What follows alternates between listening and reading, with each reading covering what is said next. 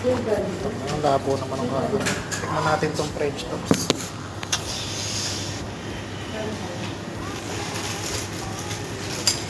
Actually, kinain ko to dati nung bago pa lang ako. May ice cream to.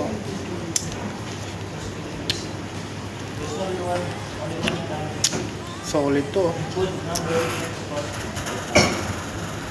Laki.